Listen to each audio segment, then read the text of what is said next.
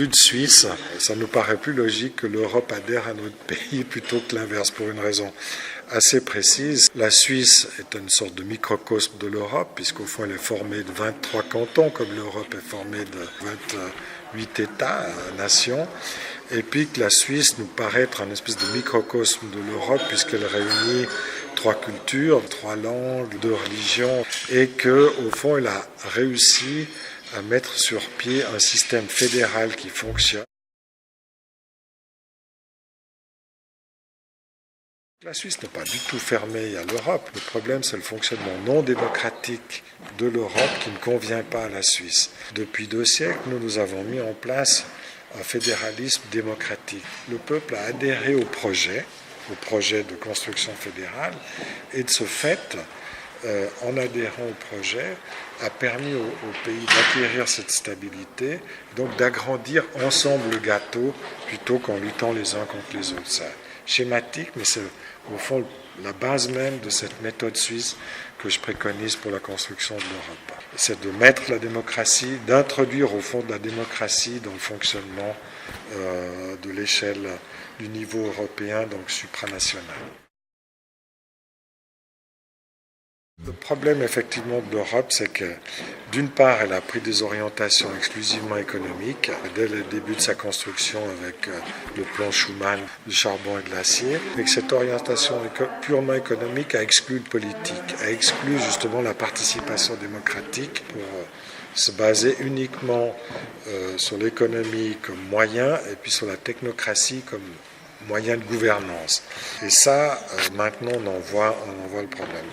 Deuxième problème, c'est qu'effectivement, au point de vue militaire, l'Europe a confié les clés de sa défense aux États-Unis, parce que l'OTAN, complètement dominée par les États-Unis, donc il n'y a pas de défense européenne autonome, et à partir de là, il n'y a plus de souveraineté européenne. L'OTAN est à la fois un ciment, mais à la fois un moyen de maintenir l'Europe en état de vassalité, de vassalisation permanente. Parce que justement, elle est privée de sa souveraineté, elle est privée de son pouvoir de décision, notamment en matière de défense, qui est un domaine capital. Ça. C'est la défense nationale et fait partie intégrante d'un État national, enfin d'un État digne de ce nom. Donc effectivement, pour se libérer de cette emprise de l'OTAN, ce que je préconise, c'est une Europe alors neutre. Le mot est assez négatif. Je préfère le mot non aligné, parce qu'on voit que le non-alignement permet au fond, de jouer le rôle d'arbitre.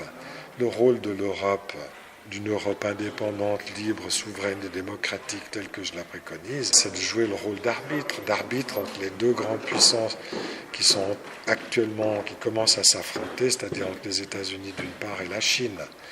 Et l'Europe est à la fois géographiquement très bien située pour jouer ce rôle d'arbitre, d'équilibre au fond, de maintien de l'équilibre mondial, et puis d'arbitre entre les deux, parce que sinon, on risque aussi d'aller vers une confrontation entre ces deux blocs, et l'Europe, de facto, risque d'être soumise aux intérêts américains, ce qui rendra service à personne. En se libérant de la tutelle de l'OTAN, en récupérant sa faculté autonome de se défendre, avec une armée qui est européenne, mais qui n'est pas soumise à aucune autre puissance extérieure, elle peut récupérer ce rôle équilibrant et d'arbitre sur le plan international. Les autres problèmes de l'Europe actuelle et de l'Union européenne, c'est qu'elle est complètement déséquilibrée sur le plan géopolitique. D'abord, elle est déséquilibrée parce qu'on vient de le dire par sa suggestion aux États-Unis et par le fait qu'elle exclut délibérément une moitié de l'Europe, la moitié slave, la moitié orthodoxe, qui fait pourtant partie intégrante de sa culture et de sa civilisation. C'est pas possible de construire une Europe sans avoir des relations amicales, alors peut-être difficile d'intégrer la Russie au sein de l'Europe, mais en tout cas des relations étroites de partenariat avec la Russie et l'ensemble du monde slave, qui ne soit pas uniquement la Pologne, la Tchécoslovaquie, etc., mais aussi ouverte à la Serbie, aux Balkans. Pour moi, il est évident qu'une Europe digne de ce nom va de Brest à Vladivostok, du Portugal à l'Oural, pour reprendre aussi les mots du général de Gaulle, qui avait très bien compris la nécessité d'intégrer la Russie, en tout cas d'avoir un partenariat étroit, une coopération étroite avec la Russie, plutôt que cette hostilité permanente qui existe aujourd'hui entre l'Europe, les États-Unis d'une part et la Russie de l'autre. L'autre problème du déséquilibre européen, c'est la force croissante de l'Allemagne. L'hypertrophie de la puissance allemande depuis la fin de la guerre froide et la réunification allemande fait qu'on assiste à un déséquilibre interne qui menace au fond la structure interne de l'Union européenne parce que les Allemands ont trop de poids. Alors, ils le prennent du point de vue économique, ils sont démocratiques, démocrates, ça c'est juste, mais disons ces grands déséquilibres perturbent le fonctionnement de l'Union, et si on continue dans ce sens, ça va être encore, à mon avis, ça va empirer. Le seul moyen, disons, de faire contrepoids à cet excès de puissance allemande, c'est le système fédéral, parce que le système fédéral prévoit une égalité entre tous les membres, ce qui est contradictif pour les Français. Les Français, eux, ont de la peine à comprendre l'intérêt du système fédéral, notamment à droite, d'après la tradition monarchique et centraliste jacobine française. Les Français ont de la peine à comprendre que le système fédéral est le meilleur garant de la nation. Le système fédéral bien conçu, par exemple comme il l'est en Suisse ou aux États-Unis, au fond préserve l'intérêt, les traditions, l'épanouissement des États qu'il compose. Tandis que maintenant on assiste à une érosion au fond des nations dans le système européen parce que son opacité, la confusion des pouvoirs au fond ne fait qu'éroder les nations, alors que dans un système fédéral ça la préserve, et ça c'est vrai que les Français n'ont pas compris, alors que les Allemands eux ont trop bien compris.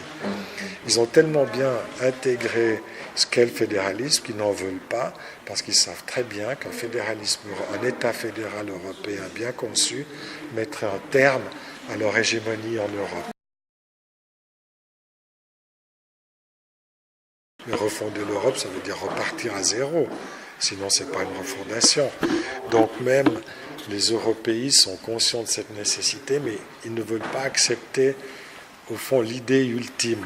Si on crée un vrai État fédéral européen, ça voudrait dire des frontières fixes, une participation politique de l'ensemble des peuples européens à la définition de cet État, à la gestion de cet État, ce qui n'est absolument pas le cas, puisque les peuples sont évincés du pouvoir exécutif européen, même si les représentants des États à Bruxelles sont élus démocratiquement chez eux, ils ne le sont pas au niveau supranational. Ils font une s'auto-élise, ils s'auto-promeuvent. Les élus européens n'ont pas la possibilité de ce que devrait avoir chaque parlementaire, ce qu'a chaque parlementaire dans un État national, c'est-à-dire de déposer des projets de loi. Si les élus n'ont pas d'initiative législative, puisque c'est réservé à la Commission qui, elle, n'est pas élue, eh bien, ça pose un problème. En tout cas, pas élu par le peuple. C'est ça. Donc, on voit qu'on a un vice de construction dès le départ. Le fait même que les peuples ont été exclus de l'exercice du pouvoir au niveau européen, le système fonctionne de façon opaque, de façon confuse, avec une confusion qui est au fond entretenue, où les pouvoirs sont jamais clairement définis entre le Conseil européen, la Commission, le Parlement, toutes les instances, la Coreper. On ne sait même pas qui sont les membres de cette Coreper. C'est un nœud au fond de pouvoir au sein des institutions européennes, mais dont les membres sont cooptés, mais absolument pas élus de façon claire. Donc ce fonctionnement-là, à mon avis volontairement opaque et confus, est fait au fond pour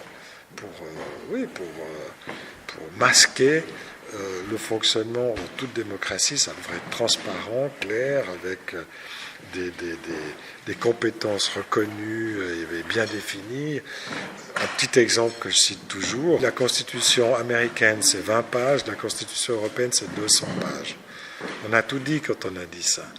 Dire que la Constitution américaine qui a fait ses preuves depuis 2 siècles et demi et qui marche parfaitement bien, avec ou sans Trump, avec Obama, Nixon, peu importe, on voit qu'elle fonctionne bien, alors que les 200 pages de Constitution européenne, la simple intrication des textes, complexité des textes, fait que c'est impossible à gérer. C'est le fruit de lutte de pouvoir, de lobbyistes, etc. Puis au fond d'une volonté de ne pas aboutir à un vrai État fédéral démocratique, puisqu'on ne veut pas que les peuples participent.